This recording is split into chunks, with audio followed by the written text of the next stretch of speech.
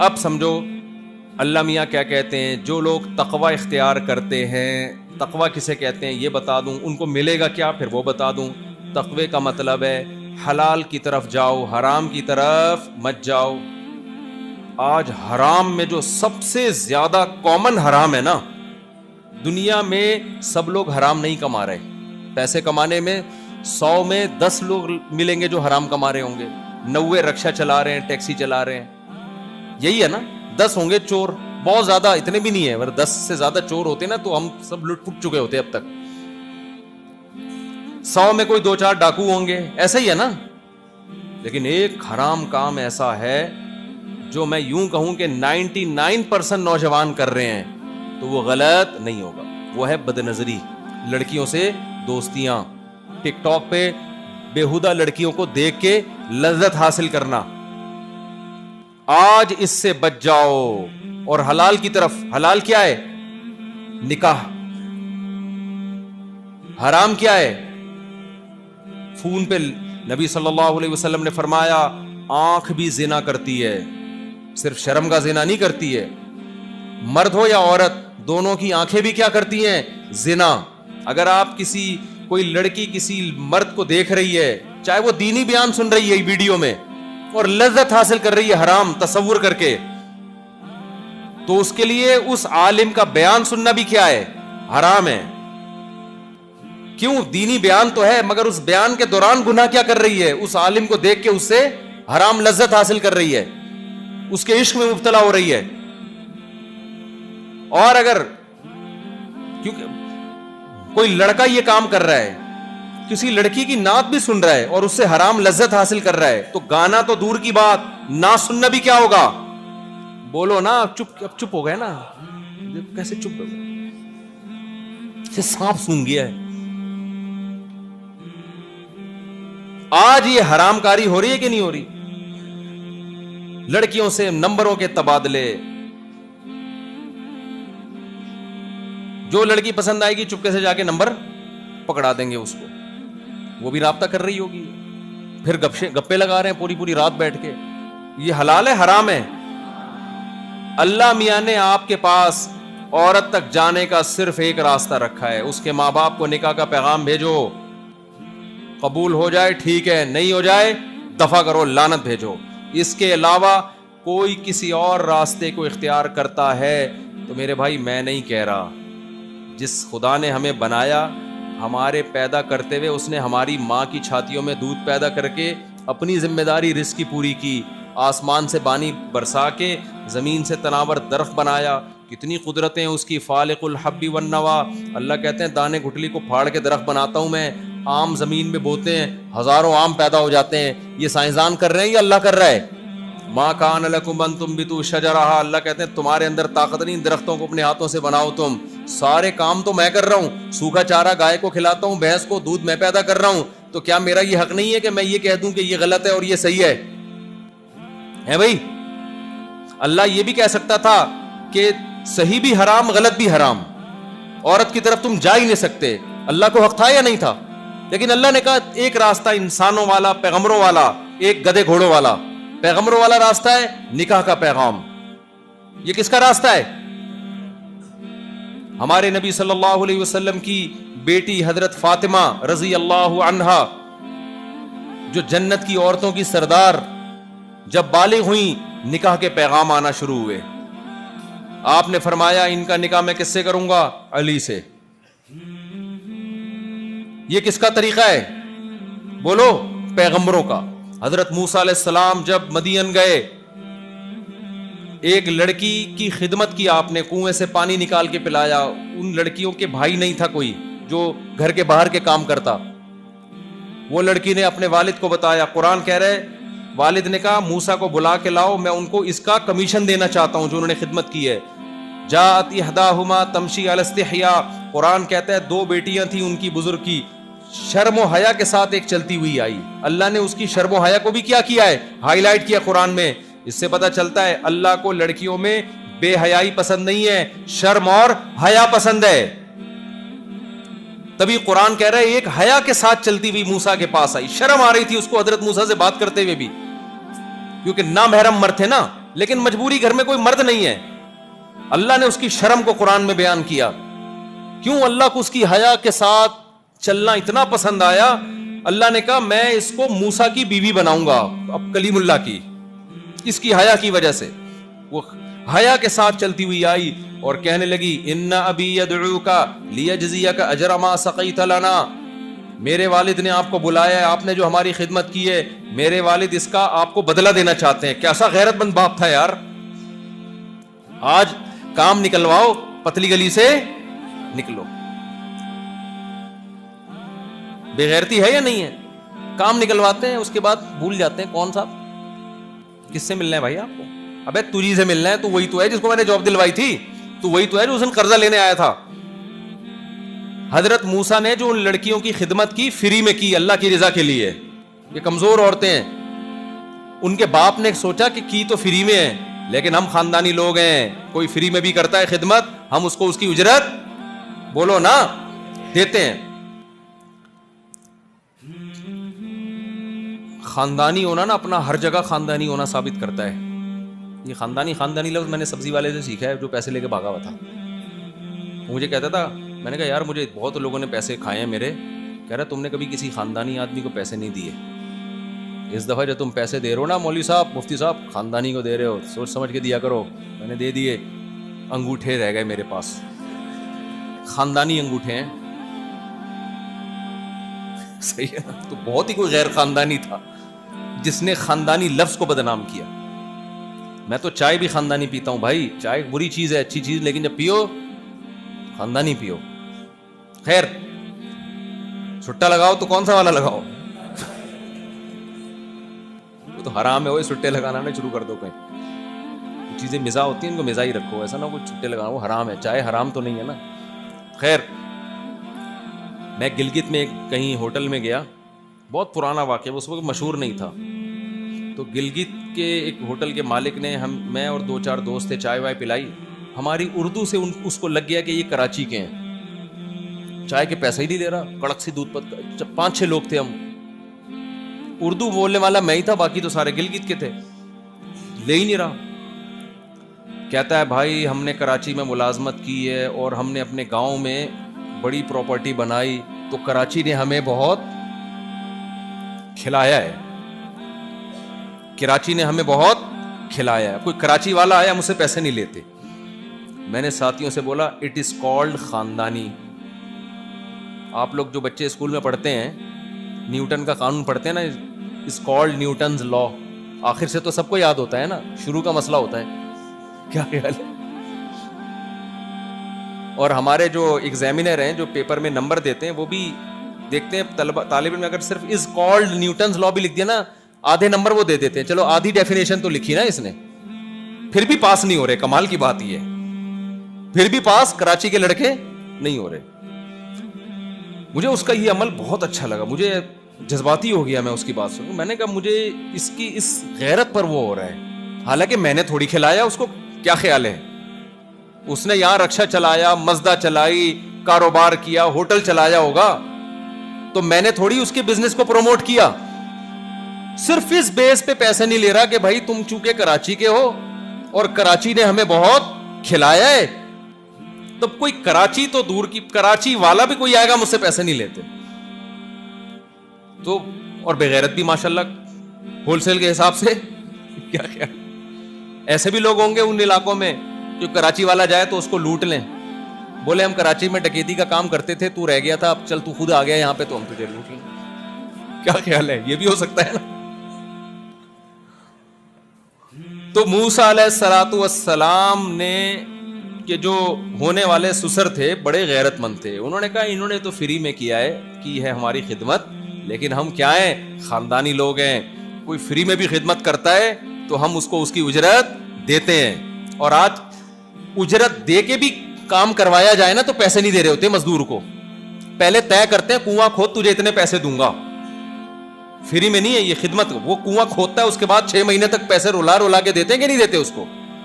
ابھی ہے نہیں, ابھی یوں ہے, ابھی فلانا, ابھی کھلے نہیں ہے, ابھی یہ نہیں ہے, فلانا نہیں ہے. اور جو غیرت مند ہوتے ہیں وہ فری میں کام لے کے بھی پیسے دے رہے ہوتے ہیں, جو فری میں کام کر رہا ہوتا ہے. تو جب موسیٰ علیہ السلام وہاں گئے موسیٰ علیہ السلام نظر نیچی کر کے گئے. موسیٰ علیہ السلام نے اس لڑکی کی طرف نظر بولو نہیں اٹھائی. میں بتا رہا ہوں پیغمبروں کا لائف اسٹائل کیا ہوتا ہے, اور گدھے گھوڑوں والی جن کی زندگی ہوتی ہے ان کا لائف اسٹائل کیا ہوتا ہے. حضرت موسیٰ وہاں گئے, حضرت موسیٰ علیہ السلام کی نظر نیچے, ایک دفعہ اس لڑکی کی طرف نظر اٹھا کے نہیں دیکھا کہ کسی کی بیٹی ہے, اور اس لڑکی نے بھی حیا کے ساتھ آئی, حیا کے ساتھ, شرم کے ساتھ, پردے میں لپٹی ہوئی. اس نے بھی یہ نہیں دیکھا کہ ایک غیر مرد ہے. بڑے موسیٰ علیہ السلام تو انتہائی خوب پیغمبر, بہت خوبصورت ہوتے ہیں, بڑی پرسنالٹی ہوتی ہے. جب بچے تھے نا موسیٰ علیہ السلام تو فرعون نے قتل کرنے کا ارادہ کیا, تو فرعون کی بیوی نے کیا کیا, قرۃ عین لی ولک, یہ تو میری اور آپ کی آنکھوں کی ٹھنڈک, اتنا کیوٹ اتنا خوبصورت بچہ ہے. والقیت علیک محبۃ منی, قرآن کہتے ہیں ہم نے موسیٰ کی محبت فرعونیوں کے دل میں ڈال دی.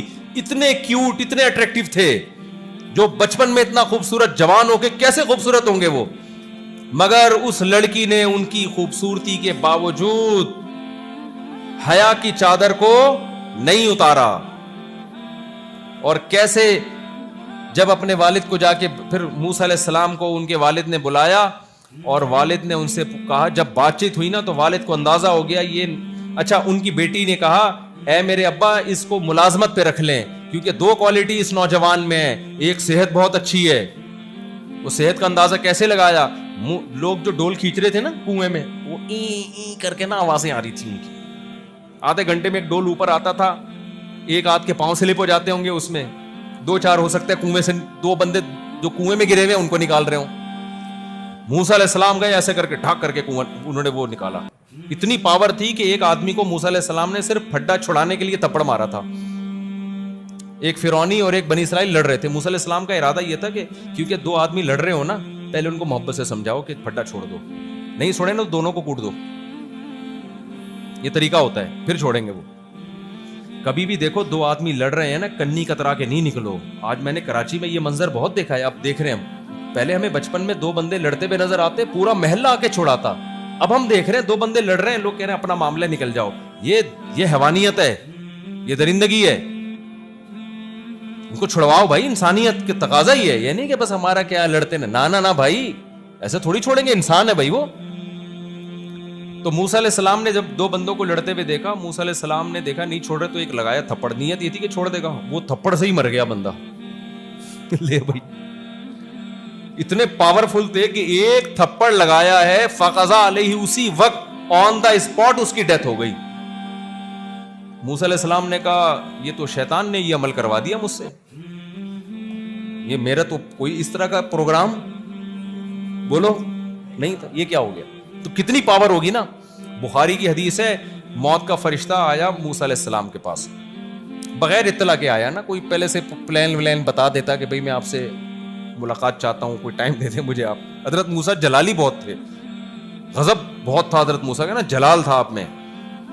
تو موت کا فرشتہ آیا انسانی شکل میں. حضرت موسیٰ نے پوچھا کس سلسلے میں آنا ہوا آپ کا.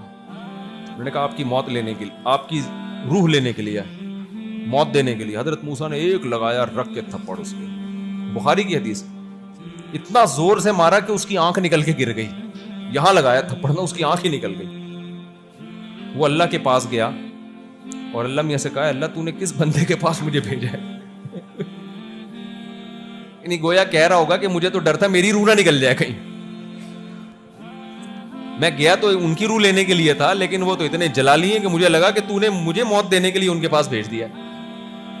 تو اللہ نے پھر موسیٰ علیہ السلام کے پر وحی کی اور موسیٰ سے کہا کہ اے موسیٰ, اگر آپ یہ چاہتے ہو, آپ ایک بیل کے پشت پہ ہاتھ رکھو, جتنے بال آپ کے ہاتھ کے نیچے آئیں گے نا, روئیں, اتنے سال آپ کی زندگی میں اضافہ کر دوں گا میں, اگر آپ کو ابھی موت نہیں چاہیے. تو موسیٰ نے پوچھا اے اللہ پھر کیا ہوگا. اللہ نے کہا اس کے بعد پھر موت ہے. حضرت موسیٰ نے کہا اللہ پھر ابھی ٹھیک ہے, مرنا ہی ہے, بعد میں بھی کیا ہوگا وہی ہوگا جو اب ہو رہا ہے, تو پھر ابھی ٹھیک ہے. پھر موسیٰ علیہ السلام کی روح فرشتے نے قبض کی. پہلے اللہ میاں نے گارنٹی لی فرشتے سے کہ اب تھپڑ نہیں لگا, ورنہ فرشتہ نہیں جا رہا تھا.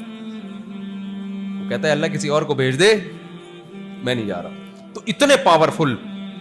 تو ان لڑکیوں نے کیا کہا موسیٰ کے بارے میں کہ یہ طاقتور بھی بہت ہیں اور امین ہے, امانت دار. امانت دار کا اندازہ کیسے لگا لیا اتنی جلدی. इस तरह लगाया कि इतना सफर इन्होंने मेरे साथ घर तक किया, एक मर्तबा नजर उठा के नहीं देखा। और मुफस्सिर ने लिखा है मूसा अलैहिस्सलाम ने लड़की से कहा तुम पीछे पीछे चलो, मैं आगे आगे, ताकि जिस्म पे भी नजर ना पड़े, पीछे से रास्ता बताओ मुझे। आज है ये अमानत। आज तो कोई मौका चाहिए देखने के लिए लड़कियों को। आप आज से फैसला करो, आपके लिए सिर्फ आपकी बीवी, उसके अलावा कोई भी नहीं। कोई लड़की राब्ता करती है, मैसेज पे बात करती है, आप बोलो भाई अगर शादी करनी है तो मैं आपके बारे में इंक्वायरी करूंगा, अदरवाइज मुझसे कोई राब्ता, नंबर ब्लॉक कर दो। इस पे खुदा तुम्हें बहुत अजर देगा। अल्लाह के लिए खून करो अपनी ख्वाहिशात का। देखो अगर आज इन गंद में पड़ गए ना, लड़कियों के गंद में, जिना करने वाले बहुत हैं। मौत आएगी कि नहीं आएगी एक दिन, और बुढ़ापा आएगा कि नहीं आएगा। बुढ़ापे में जिना भी नहीं होता, लड़कियां लिफ्ट कराना भी छोड़ देती हैं, फिर सिस्कियां लेके मरोगे, और बुढ़ापे में फिर तौबा की तौफीक नहीं मिलती। बहुत कम लोग हैं जिनको तौबा की तौफीक मिलती है, सिस्कियां लेके मरोगे। आज जवानी में निकाह की तरफ चले आओ, जिना और लड़कियों से दोस्तियों को छोड़ दो। और अल्लाह ने हम पे कितना फजल किया मेरे भाई। अल्लाह मियां ने कहा 4 रख सकते हो यार तुम। जिस अल्लाह ने हमें 4 की इजाजत दे दी, हम पागल हैं यार दोस्तियां लगाए लड़कियों से, हमारा दिमाग खराब है। अबे क्या हो गया, गलत कह रहा हूं? तुम्हें 4 बीवियां रखो यार। पहले बता दो लड़की को जो फ्री करा रही है ना कि मैं तुमसे भी शादी करूंगा, 3 और भी करूंगा, करनी है करो, नहीं तो जाओ दफा हो यहां से। मैं गारंटी से कहता हूं आपको मिल जाएंगी, इंशाल्लाह आपको मिल जाएंगी। लेकिन गंद में मुंह मत मारना। एक दफा गंद में घुसता है, निकलना बड़ा मुश्किल है। और जो एक दफा गंद में घुस चुके हैं, जितना जल्दी निकल सकते हो निकलो, तौबा करो, अल्लाह के सामने रो, अल्लाह जो मुझसे हो चुका मुझे माफ कर दे। लड़कियां भी जो लड़कों के नंबर है ब्लॉक कर दे। और ये डायलॉग से मुतासिर ना हो, मैं खुदकुशी कर लूंगा, मैं ये कर लूंगा, मैं तुम्हारे बगैर रह नहीं सकता। उसको बोलो जा, तू जिस खंबे से तुझे चिपकना है जाके चिपक जा, जाके वो हराम मौत मरेगा। इस लड़की को बहुत सवाब मिलेगा। एक गंद से, एक भंगी से इसने दुनिया को क्या कर दिया, पाक कर दिया। एक भंगी दुनिया से चला गया। ये भंगियों वाले काम है, लड़कियों से दोस्तियां। देखो मेरे भाई, मैं कैसे समझाऊं, गधा गधी से रिलेशन कायम करता है, शादी करता है? बोलो ना, मुझे बताओ, रिश्ते बनते हैं निकाह से बनते हैं या गर्लफ्रेंड बॉयफ्रेंड से बनते हैं? आपकी गर्लफ्रेंड की जो माँ है वो आपकी सास कहलाएगी? है भाई? उसकी बेटी आपकी सौतेली बेटी कहलाएगी? बोलो ना। उसके अब्बा आपके ससुर कहलाएंगे? उससे हराम बच्चा पैदा हो गया तो इस्लाम तो जो जिसका बच्चा है उसको बाप नहीं मानता, जो हराम जिस जानी को बाप नहीं मानता, तो उसके भाई को चाचा मानेगा? तभी गधे में चूंकि आपको पता है निकाह नहीं होता, लिहाजा गधे का ना कोई मामू होता है, गधे का ना कोई भांजा होता है, गधे के ना भतीजे होते हैं, गधे की ना बहू होती है। कभी देखा कोई अपने गधे का तारुफ करवा रहा हो, ये मेरा गधा है और ये कौन है गधे, ये दूसरा गधा है, ये इस गधे का चाचा है? कभी देखा आपने? अबे ये गधी जो खड़ी हुई है ये मुमानी है? नहीं, इसकी फुप्पो है, मुमानी नहीं है। तभी अंग्रेजों में चूंकि निकाह नहीं है, लिहाजा अंग्रेजों में फुप्पो नहीं होती। सही है ना? खत्म। सिर्फ डिक्शनरी में रह गए father in law, mother in law, daughter in law, दो और कुछ खानदानी लोग बाकी रह गए हैं। मेजॉरिटी क्या हो गई? अब्बा ही खत्म। अब्बा मार्केट से क्या हो गए? शॉर्ट।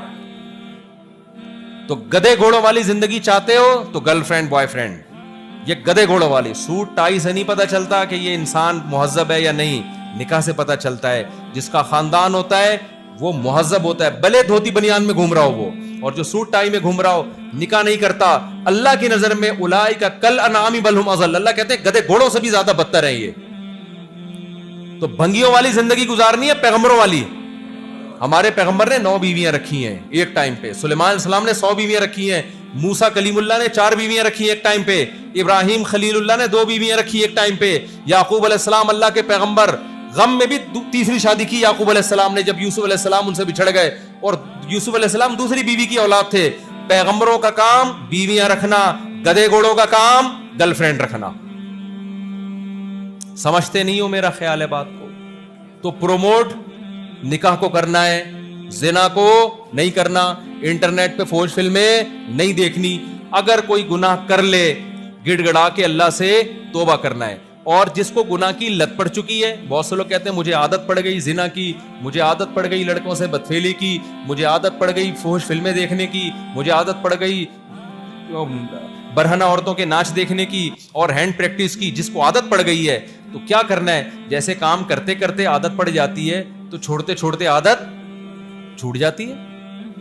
اس کا طریقہ کیا کرنا ہے, سب سے پہلے جس کی عادت پڑ جائے نا وہ جلدی نہیں چھوٹتا, گناہ بار بار ہوتا ہے. سب سے پہلے جب گناہ ہو جائے اللہ کے سامنے توبہ بھی کرنی ہے اور اپنے آپ کو سزا بھی دینی ہے. روزہ رکھ کے سزا دو یا صدقہ کر کے سزا دو اپنے آپ کو. جب گناہ ہو گیا کچھ صدقہ کرو لازمی, یا روزہ رکھو, یا بولو کہ اتنے رکعت نوافل پڑھوں گا میں. سمجھتے ہو کہ نہیں سمجھتے؟ ایک کام یہ. نمبر 2, کسی بزرگ سے فوراً اصلاحی تعلق قائم کرو. جو لوگ بے حیائی کے گناہوں میں مبتلا ہیں, حضرت فیروز میمن صاحب, حضرت حکیم اختر صاحب رحمہ اللہ کے خلیفہ, بہت نوجوانوں کے تجربے جو ان سے بیعت ہوا اس سے وہ فحش کام چھوٹ گئے. حضرت فیروز میمن صاحب ہیں, ان سے اصلاحی تعلق قائم کرو. اور حضرت حکیم اختر صاحب کے, حضرت مفتی رشید احمد صاحب کے خلفاء ہیں بہت سارے, جس سے آپ کو فائدہ ہو اس سے اصلاحی تعلق قائم کرو.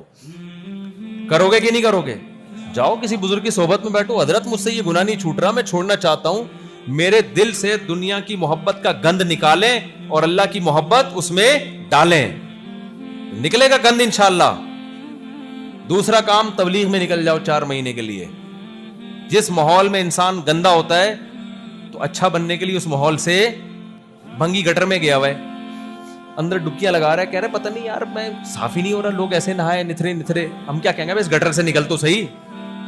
کیا خیال ہے بھائی؟ یہی تو بولیں گے نا, ابے تو اس گٹر سے نکل پھر ہم تجھے سروس اسٹیشن لے کے جائیں گے. سادہ نہانے سے تو پاک, سروس اسٹیشن میں جائے گا ڈیٹول سے نہلائیں گے تجھے ہم. تو جس ماحول میں آپ نے گٹکا سیکھا, چرس سیکھی, وہی دوست فلموں کی ہے. جس دوست کے ساتھ بیٹھو اپنی لڑکیوں کے قصے سناتا ہے کہ نہیں سناتا وہ بیٹھ کے؟ ہر دوسرا بندہ کیا سنا رہا ہے؟ اپنی لڑکیوں کے قصے, لڑکیوں کی کہانیاں. تو آدمی دوبارہ بگڑ جاتا ہے. تو اس لیے تبلیغ میں بہت بڑی نعمت ہے. 4 مہینے لگاؤ, 4 مہینے نہیں لگا سکتے چلہ لگا لو, چلہ نہیں لگا سکتے سروزہ لگاؤ, شروع کرو جانا. انشاءاللہ آہستہ آہستہ گناہ زندگی سے نکلے گا, آج نہیں کل نکل جائے گا. کم از کم اتنا تو ہوگا نا, آگے نہیں بڑھو گے, جس گناہ پہ ہو وہیں تک رہو گے. ورنہ گناہ جب کرتا ہے انسان, اگلا قدم اس سے آگے, اس سے اگلا قدم اس سے بھی آگے. آگے نہیں بڑھو گے, پیچھے نہیں آؤ گے تو کم از کم رک تو جاؤ گے نا وہاں پہ. تو تبلیغ کا راستہ, اس میں آپ سب نے وقت لگانا ہے. کون کون لگائے گا 4 مہینے ہاتھ کھڑا کرے, ہمت کرو. دوسرا کام, کسی بزرگ سے اصلاحی تعلق بھی ضروری ہے. تعلق نہیں ہوگا پھر بگڑتا ہے. سمجھتے نہیں ہو میرا خیال ہے, جب پڑھتے نہیں ہو رات کو تو سمجھو گے کیسے بات کو. بس میں ختم کر رہا ہوں بیان ابھی. 2 کام ہو گئے. تیسرا کام, اپنے آپ کو گناہ کرتے ہی کیا کرنا ہے؟ توبہ بھی کرنی ہے اور سزا بھی دینی ہے. اور جتنے نمبر ہیں اڑا دو موبائل سے. اس سے ہوگا کیا؟ اس سے ایک دن ہم پہ موت آئے گی جیسے مائیکل جیکسن کے پاس جتنی لڑکیاں تھیں نا, آپ خواب میں بھی نہیں سوچ سکتے. جب مرا ہوگا تو فون آتا ہے قبر میں اس کے پاس کہ تم بہت دن ہو گئے آئے نہیں, آتا ہے. جب آپ بوڑھے ہو جاؤ گے, جو بزرگ حضرات ہیں ان سے پیشگی معذرت. بزرگ کی جو یہاں سفید ریش بیٹھے ہوئے ہیں, اسلام میں سفید ریش کی بڑے فضائل ہے جو بوڑھے ہو جاتے ہیں. حدیث میں آتا ہے تمہیں ان بوڑھوں کی وجہ سے رزق ملتا ہے.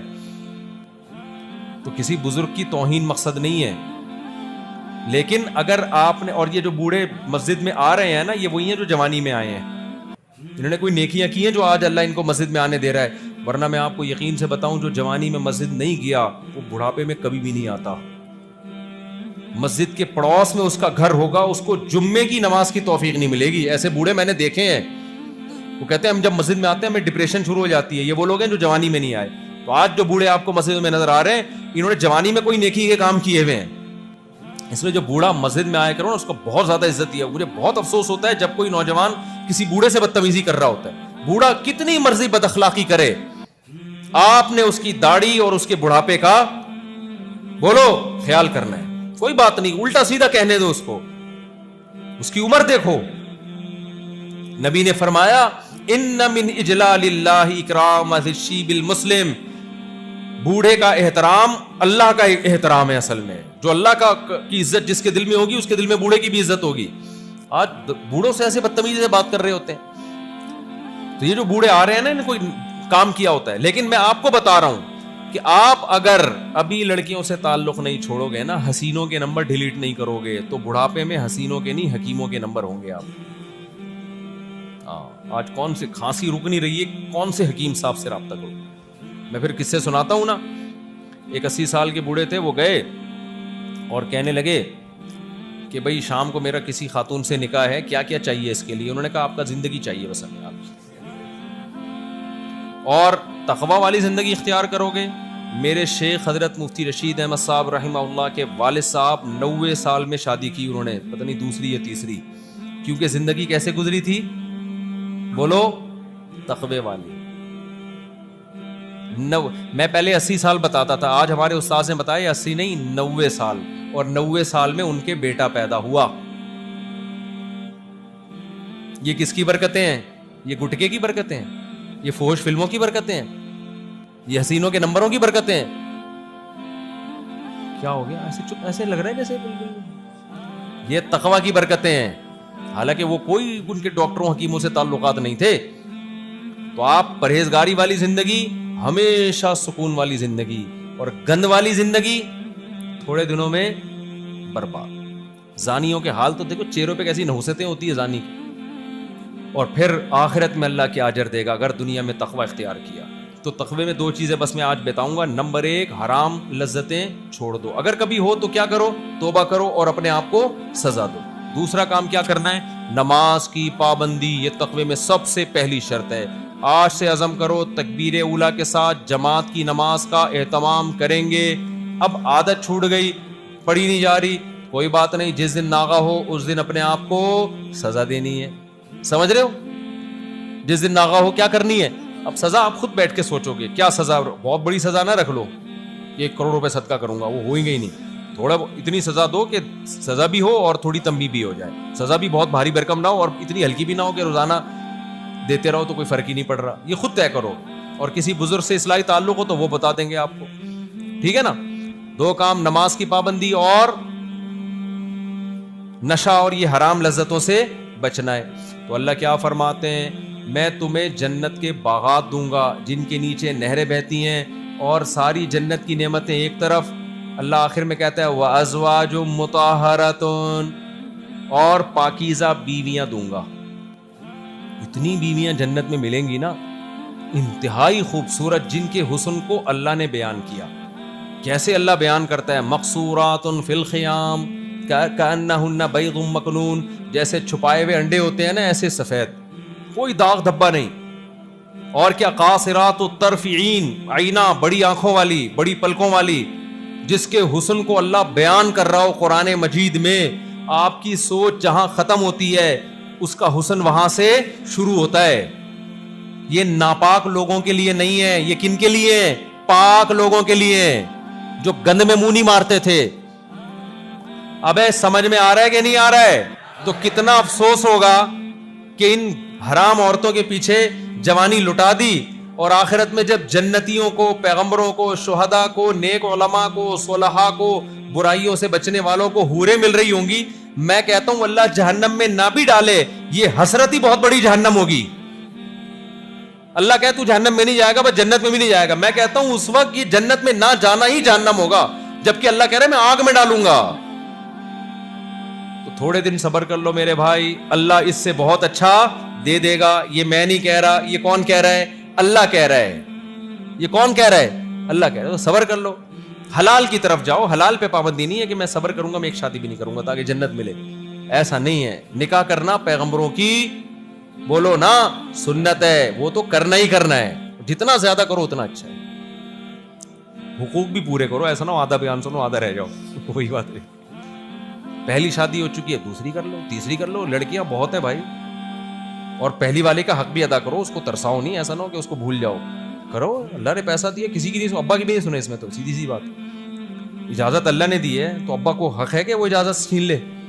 جب آپ زنا کرو گے تو ابا بچائے گا قیامت میں آپ کو, ابے کیا ہو گیا؟ ایک آدمی نے کہا میں اپنی منگیتر کے ساتھ گھومتا ہوں, انجوائے کر رہا ہوں لائف کو, اور زنا بھی معاذ اللہ وہ کر رہا ہوں, اور شادی نہیں کر پا رہا میں, ابا منع کر رہے ہیں. میں نے کہا یہ سارے کام تو ابا سے پوچھ کے کر رہا ہے؟ جب لڑکیوں سے دوستیاں لگاتے ہو ابا سے پوچھا تھا ابا یہ والی کیسی ہے, لگا لوں دوستی اس سے؟ اس کے بیلنس جلوا رہے ہو, ابا سے پوچھا تھا یہ سارے کام کرتے ہوئے؟ اس سے ڈیٹے مار رہے ہو. قائد اعظم سے پوچھا تھا قائد اعظم کے مزار پہ ڈیٹ؟ قائد اعظم بولیں گے کہ میں نے اس لیے بنایا تھا پاکستان, تو میرے ہی مزار پہ آ کے ڈیٹ مار رہا ہے. کمبخت تجھ سے اصال ثواب نہیں ہوتا, میرے لیے مغفرت کی دعا نہیں ہوتی, تو ڈیٹ تو نہ مار. میں تو کہتا ہوں قیامت میں فرشتے بعد میں حساب لیں گے, پاکستانیوں سے پہلے قائد اعظم نے حساب لینا ہے. ٹھیک ہے کہ تم نے میرے مزار کو کیا ڈیٹنگ پوائنٹ بنایا بھائی. مجھے ایک دفعہ خیال آیا, پرانا قصہ ہے, میں قائد اعظم کے مزار پہ گیا اپنے دوستوں کے ساتھ نا, بہت پرانی بات ہے. میں نے کہا چلو یار چلتے ہیں, وہیں سے گزر رہے تھے, ہم نے کہا تو ہم گئے, ہم نے کہا فاتحہ پڑھ لیں گے, کچھ دعا کر لیں گے. تو وہاں کیا ہو رہا ہے کہ وہ نا بینچ پہ ایک بندہ بیٹھا ہوا ہے, تو ایک بندہ آ کے ہٹا رہا ہے کہ ہٹو یہاں سے. وہ کہہ رہا ہے کیوں ہٹو؟ کہہ رہا ہے بھائی یہ جگہ بک ہے. کہہ رہا کس نے بک کی؟ پتا چلا وہاں جو ڈیٹیں لگ رہی ہیں نا, وہاں کے لوگ کو کرایہ دے کے بینچ بک ہو رہے ہیں پہلے سے. تو وہ بھائی وہ کسی اور کی گرل فرینڈ اور وہ بوائے فرینڈ یہاں بیٹھیں گے, ان کے لیے پہلے سے بک ہو چکی ہے, تو کوئی اور تھڑا دے جا کے بکنگ چل رہی ہے بھائی. یہ پرانی بات ہے. اب تو بھائی یہ دنیا میں انجوائے کر لو. قرآن کہہ رہا ہے تمتعوا, اڑا لو مزے, فإن مصیرکم الی النار, آنا کہاں ہے؟